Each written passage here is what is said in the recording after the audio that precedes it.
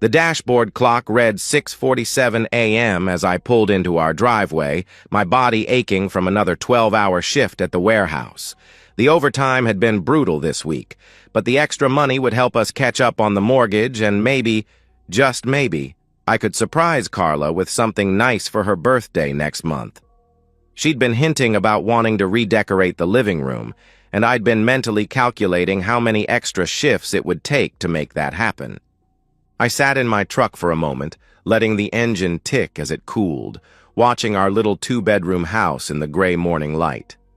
The paint was peeling a bit around the windows, and I made a mental note to pick up supplies this weekend. Carla always said she didn't mind the imperfections, but I minded. I wanted to give her better, even if it meant working myself to the bone. The front door was unlocked, which was unusual. Carla was always paranoid about security, especially when I worked nights. I called out as I entered, my work boots heavy on the hardwood floor we'd saved 6 months to install. "Carla? I'm home, baby." Silence. The house felt different, emptier somehow. I walked through to the kitchen, expecting to find her getting ready for her job at the dental office, but the coffee maker was cold and clean. No dishes in the sink. No sign of her morning routine. That's when I saw it. A white envelope on the coffee table, my name written across it in Carla's careful handwriting. My stomach dropped before I even knew why. Something about that envelope, sitting there so deliberately in the center of the table, screamed finality. I picked it up with hands that had started to shake. The paper was expensive, not the kind we usually had around the house. Inside were two things, a letter and what looked like divorce papers, already filled out, waiting for my signature. The letter was typed, not handwritten. Even in this, she couldn't be bothered to make it personal. "Jason, by the time you read this, I'll be gone. I can't do this anymore. This life of sweating for scraps, counting pennies, living paycheck to paycheck. I deserve better than this. We both do. But you've made it clear you're content with mediocrity. I've met someone who can give me the life I actually want. He understands that a woman has needs beyond the basic survival you provide. He's an upgrade in every way that matters, financially, socially, emotionally. He doesn't come home smelling like sweat and exhaustion. He takes me places. He buys me things. He makes me feel like a woman, not just a roommate who happens to share your bed. The divorce papers are straightforward. I'm not asking for alimony. Richard, that's his name in case you're wondering, says I won't need your money where I'm going. I just want out. I want free. I want to stop pretending that love is enough when it clearly isn't. Don't try to contact me. Don't make this harder than it needs to be. Just sign the papers and let me go live the life I should have had all along. Carla. P.S. I took some things that were mine. The rest I don't need anymore. I read it twice, 3 times, the words blurring as my hands shook harder. Mediocrity. Upgrade. Basic survival. Each phrase hit like a physical blow. I set the letter down and walked through the house, finally understanding why it felt so empty. Her clothes were gone from our bedroom, her jewelry box, her books, her little decorative touches that had made this place feel like home, all gone. She'd taken everything that mattered to her and left everything that didn't, which apparently included me. I sat back down on the couch, still in my work clothes, still smelling like the warehouse she found so distasteful. The silence was deafening. No morning news, no coffee brewing, no sound of her humming while she got ready. Just me and the wreckage of 12 years together, reduced to a typed letter that read like a business memo. The strangest part was how calm I felt. Not numb. I could feel everything, every sting of her casual cruelty, every echo of late nights I'd worked to save for her birthday while she was apparently planning her escape. But underneath the hurt was something else. A cold, clear recognition that this was who she really was. Not the woman I'd married, not the woman I'd worked myself to exhaustion for, but someone capable of calling our life together sweating for scraps while I was literally working extra shifts to make her happy. The next morning, I signed the divorce papers before my shift. Treated it like any other piece of paperwork because that's all it was to her. By the time she got her upgrade and her new life, I'd already started building mine. The first 6 months were the hardest. I threw myself into work like a man possessed, picking up every overtime shift available. The house was too quiet, too full of spaces where Carla's things used to be, so I stayed at the warehouse until exhaustion was guaranteed. My supervisor, Mike, pulled me aside after I'd worked 16 consecutive days. "Jason, you're going to kill yourself at this pace. What's going on?" I told him about the divorce, about coming home to an empty house and a letter. Mike just nodded. He'd been through something similar a decade earlier. "Look, I get it. Work's easier than thinking. But you can't run forever. At some point, you gotta face what's left and decide what you want to do with it." He was right, but it took me another month to admit it. The breaking point came when I caught myself checking Carla's Facebook page for the 3rd time that day. She'd changed her last name back to her maiden name and updated her profile picture. Her and some silver-haired guy in expensive clothes at what looked like a country club. She was wearing a dress that probably cost more than I made in a week. That night, I deleted my Facebook account. The house needed work anyway. I started with the bedroom, painting over the soft yellow Carla had chosen with a deep blue that felt more like me. Room by room, I erased the traces of our shared life and replaced them with something that was entirely mine. I sold the furniture that reminded me of her, kept what felt right, bought new pieces when I could afford them. The physical work was therapeutic, spackling holes, sanding walls, laying new flooring in the kitchen. It was honest work that showed immediate results. Unlike my marriage, where 12 years of effort had apparently counted for nothing. I started working out, not because I wanted to show Carla what she was missing, but because I needed somewhere to put the anger that still flared up at unexpected moments. The gym became another kind of therapy. Iron doesn't lie, doesn't make promises it can't keep, doesn't leave you for someone with a bigger bank account. 18 months after the divorce was finalized, my neighbor Mrs. Patterson knocked on my door, crying. Her cat, Whiskers, had been hit by a car and needed immediate veterinary care. She was too shaken to drive, so I loaded the injured cat into my truck and drove them to the emergency animal clinic across town. The veterinarian who took Whiskers into surgery was younger than I'd expected, maybe early 30s, with kind eyes and gentle hands. Dr. Lindsay introduced herself while explaining the cat's injuries. Nothing fatal, but requiring careful attention over the next several days. "You're very kind to help your neighbor like this," she said, as we waited for the surgery to finish. "Not everyone would drop everything to help with someone else's emergency. Mrs. Patterson's been a good neighbor for 8 years. Besides, what else was I going to do? Let the cat suffer." She smiled at that, a real smile that reached her eyes. "You'd be surprised how many people would find an excuse." We talked while we waited.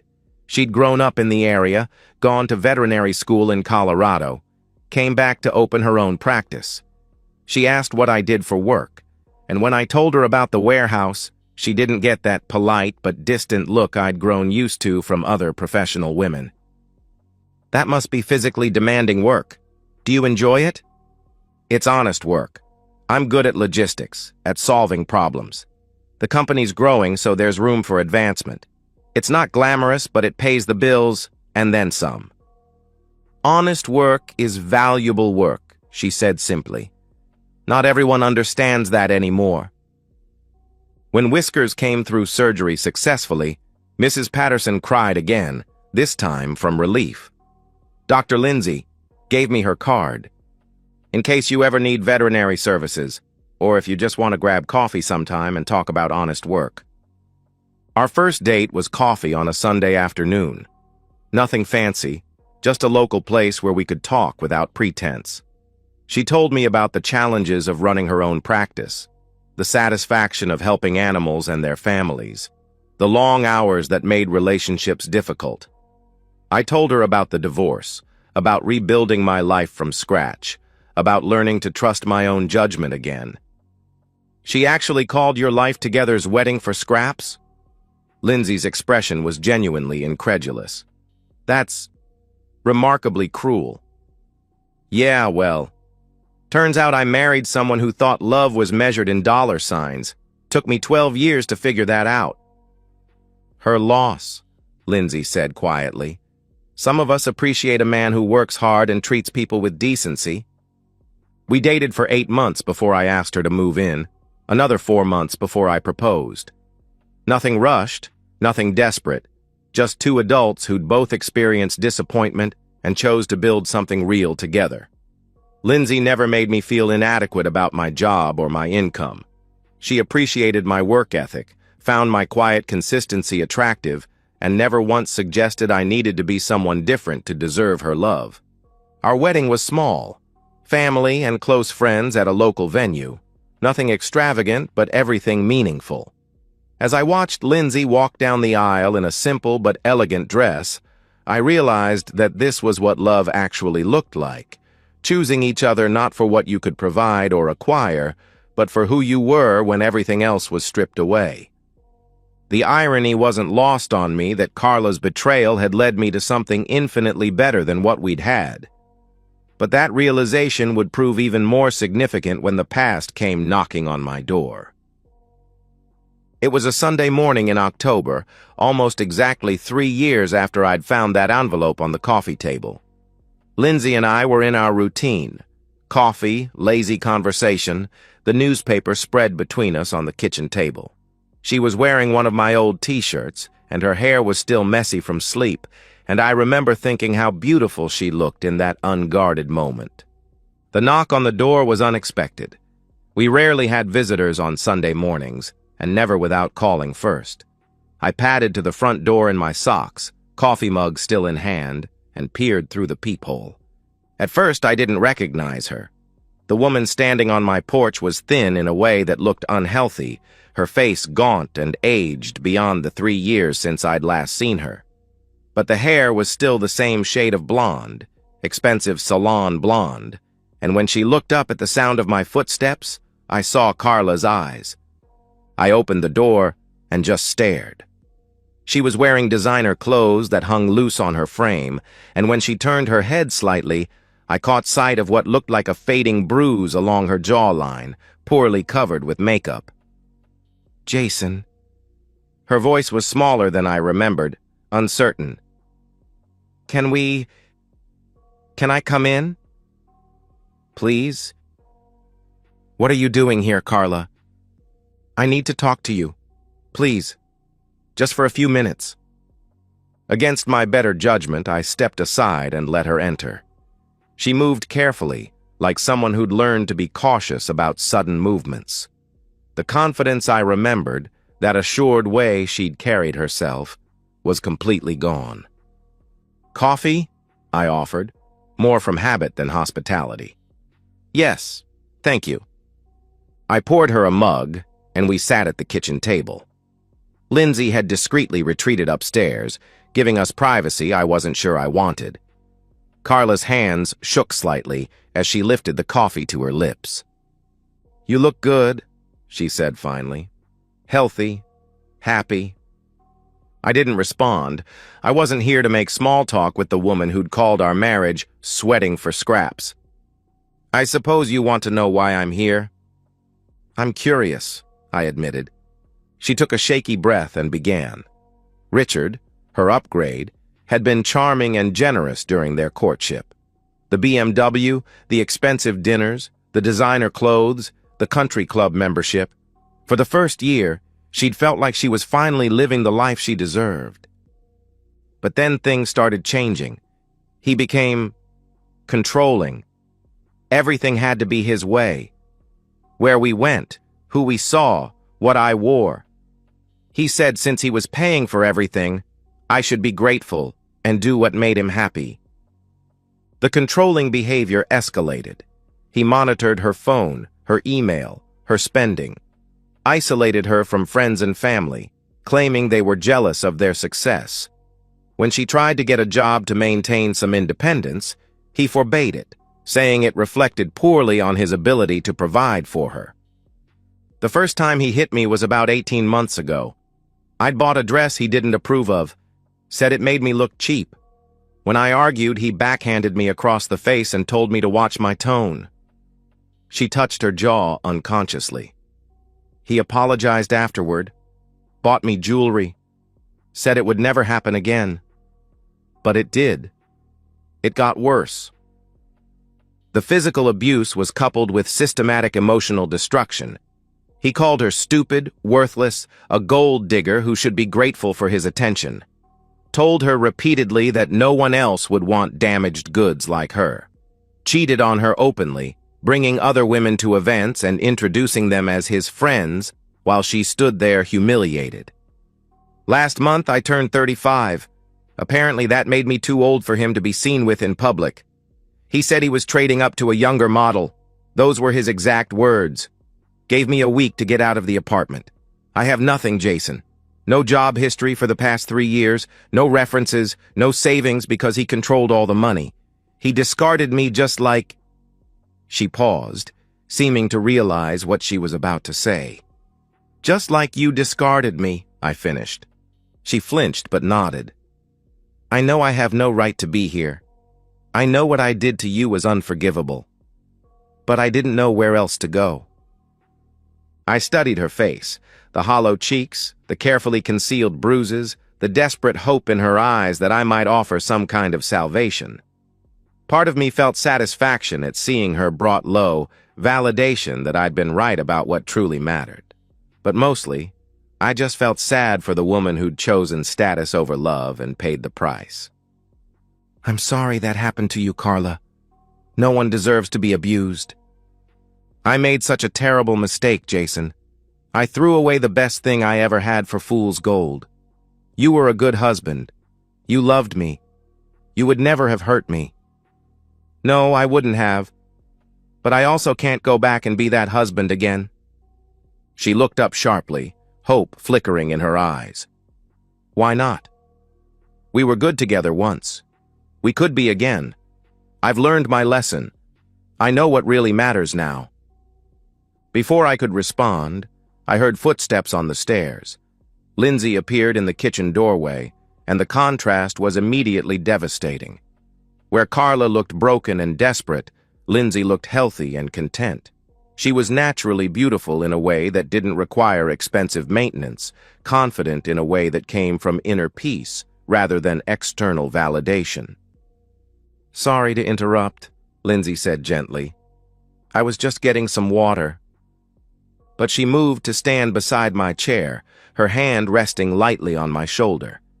Not possessive or territorial, just natural, comfortable, the unconscious gesture of a woman secure in her relationship. Carla stared at Lindsay with growing horror, seeing everything she'd thrown away reflected in this younger, prettier, more accomplished woman who loved me without conditions or reservations. The irony was brutal. Carla had left me for an upgrade, and here was my actual upgrade, better than her in every way that mattered. You're remarried, Carla said, her voice barely a whisper. Yes, this is my wife, Lindsay. Lindsay, this is Carla.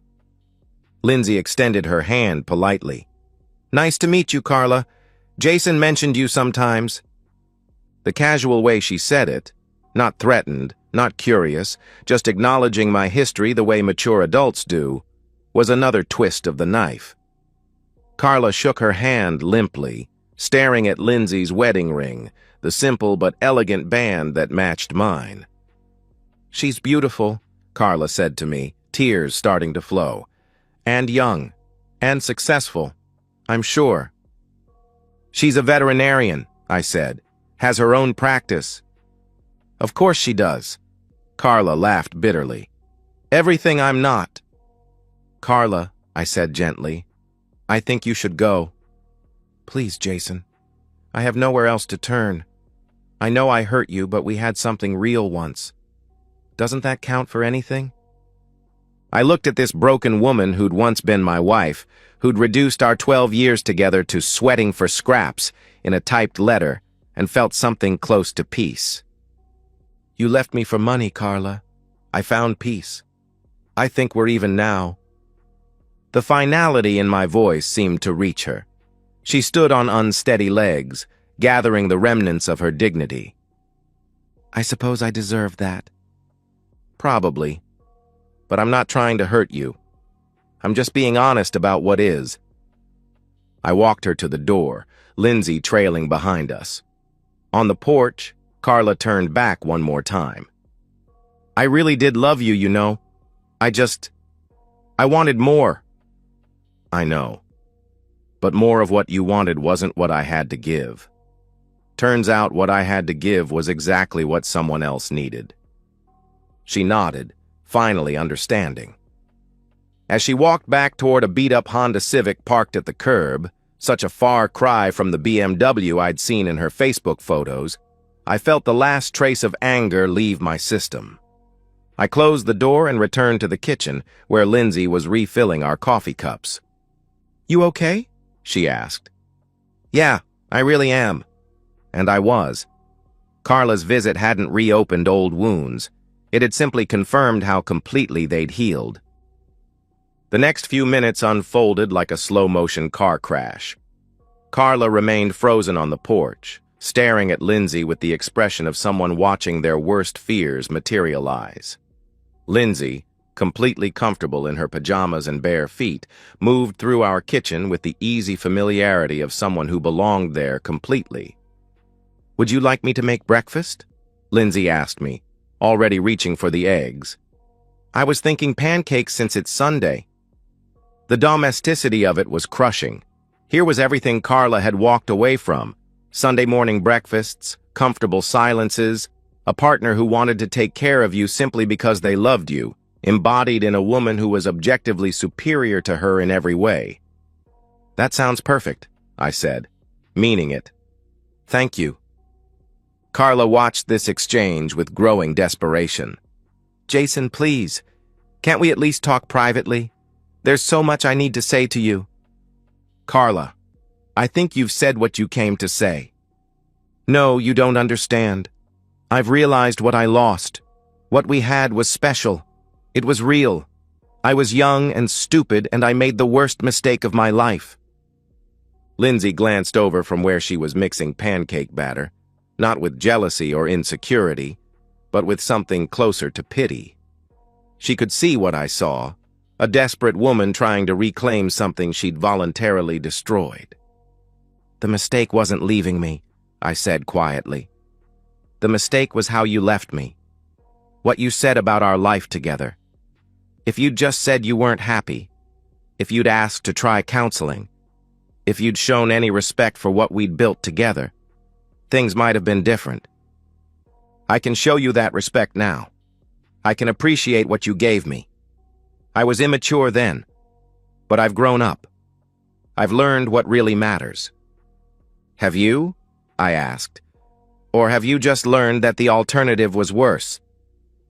The question hung in the air between us. Carla's mouth opened and closed, but no answer came, because we both knew the truth.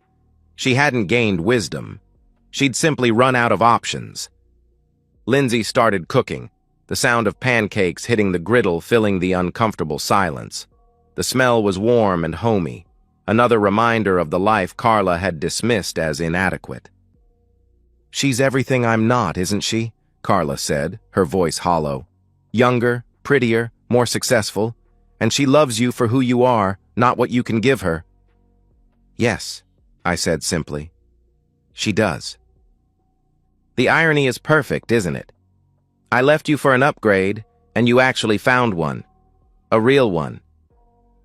I looked at Lindsay, who was humming softly while she cooked, completely at peace in our shared life, and felt a wave of gratitude so strong it almost knocked me over. Not just for her, but for the entire journey that had brought us together. She's not an upgrade, Carla. She's just the right person for me. The person I was meant to find. After I cleared the way by being so spectacularly wrong about everything. Maybe. I don't know if I believe in fate, but I believe in consequences. You made choices based on what you thought would make you happy. So did I after you left. We both got what those choices deserved. Carla sank into one of the porch chairs, the fight going out of her completely. I used to mock your contentment, you know. Called it settling. Told my friends you had no ambition, no drive to be better. I thought happiness had to cost something, had to be earned through sacrifice and competition. And now? I asked. Now I understand that what you had, what we had, was priceless. And I traded it for fool's gold that turned to poison in my hands. Lindsay appeared with a plate of pancakes, offering them to Carla with genuine kindness. You look like you could use some breakfast. The gesture was so gentle, so unguarded, that Carla began crying again. This woman had every reason to be territorial, protective, even cruel. But instead she was offering food and comfort to the person who'd hurt her husband. It was exactly the kind of thing I would have done, the kind of basic human decency that had attracted Lindsay to me in the first place. I can't, Carla whispered. I can't take your kindness. I don't deserve it.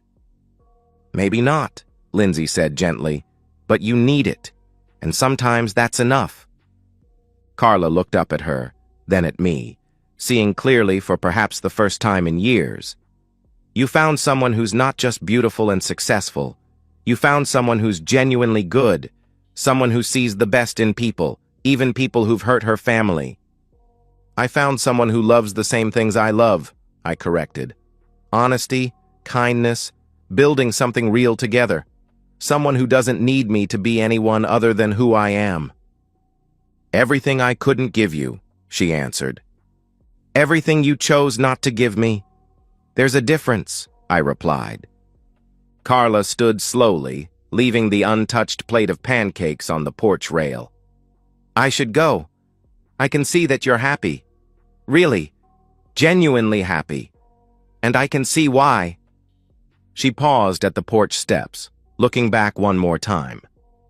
For what it's worth, I'm glad you found her. You deserved better than what I gave you. I just wish I'd been wise enough to appreciate what I had before I lost it. Take care of yourself, Carla. Get help for the abuse. Build a life based on what actually matters to you, not what you think should matter. She nodded and walked toward her car. No longer the confident woman who'd left me for a wealthier man, but not entirely the broken woman who'd appeared on my doorstep either. Maybe she'd learned something from seeing what real love looked like. Maybe not. Either way, it was no longer my concern. I watched her drive away, feeling nothing but relief and gratitude. Lindsay slipped her hand into mine. You were kind to her, she said, even after what she put you through. She's already been punished enough. Life took care of that without any help from me. Do you think she really understands now what she lost? I considered the question, thinking about the desperation in Carla's eyes, the recognition of what real partnership looked like when she saw it embodied in Lindsay. Yeah, I think she does. And I think that's going to be the hardest part for her to live with, knowing exactly what she threw away and why she can never get it back. We went back inside to finish our breakfast, leaving the drama of the past on the porch where it belonged. The pancakes were perfect, the coffee was strong, and the woman beside me was everything I'd never dared to hope for. Sometimes the best revenge isn't revenge at all. Sometimes it's just living so well that your enemies punish themselves. 6 months later, Lindsay and I were planning a small vacation. Nothing extravagant, just a long weekend at a cabin in the mountains where we could hike and read and enjoy each other's company without distractions. As she showed me pictures of the place on her laptop, chattering excitedly about the trails we could explore, I found myself watching her face more than the screen. You're not even looking at the photos, she laughed, catching me staring. I'm looking at something much better. She blushed and swatted my arm, but she was smiling. This was our life, simple moments, shared dreams, the profound contentment that comes from being with someone who sees your worth clearly and loves you without reservation. Occasionally, I wondered what had happened to Carla. Mrs. Patterson mentioned seeing her working at a department store across town, looking healthier but older, no designer clothes or expensive car. I felt a mild curiosity about whether she'd learned to find happiness in simpler things, but it was just that. Mild curiosity, not concern. She'd made her choice, lived with the consequences, and learned whatever lessons life had to teach her. That was enough. The strange truth was that I'd come to see her betrayal as a gift. Not at the time. At the time, it had nearly destroyed me. But in leaving me for money, she'd freed me to find something infinitely more valuable. A partnership built on genuine compatibility, mutual respect, and shared values. If she'd stayed, if we'd limped along in our increasingly incompatible marriage, I never would have found Lindsay. "Do you ever regret the path that brought us together?" I asked one evening as we sat on our back porch, watching the sunset. Lindsay considered the question seriously. "You mean, do I wish you'd never been married before? Never been hurt like that?" "Something like that." "No," she said finally. "That experience taught you what you needed in a partner, what you wouldn't settle for again. It made you appreciate what we have. I think everything that happened to both of us, the good and the bad, was necessary to get us to this point." She was right. Carla's betrayal had been painful, but it had also been clarifying. It had taught me the difference between someone who loved me and someone who loved what I could provide. It had shown me the value of loyalty, of partnership, of choosing each other every day, not because you had to, but because you wanted to. The best revenge, I'd learned, wasn't destroying your enemies. It was building a life so fulfilling that their absence became a blessing. Carla had done me a favor by leaving, though it had taken years to understand that. Her betrayal had led me to truth, to genuine love, to a woman who found my quiet strength attractive rather than inadequate. As Lindsay leaned against my shoulder, comfortable in the silence we shared, I realized that victory wasn't about making someone else lose. It was about recognizing what you'd won. And I'd won everything that actually mattered. Sometimes the most devastating revenge is no revenge at all, just the natural consequences of people's choices played out over time, while you build something beautiful with someone who knows your worth. And so, we've reached the end of today's story. Was it what you expected, or did it take a twist you didn't see coming? I'm curious to hear your thoughts. Share them in the comments below, and let's get a conversation going. If this story kept you hooked, make sure to hit that like button. And if you're new here or just haven't subscribed yet, now's the perfect time to join our community. I bring you fresh, captivating stories every day, so click that subscribe button and turn on notifications so you never miss out. Thanks for watching, and I'll see you in the next one.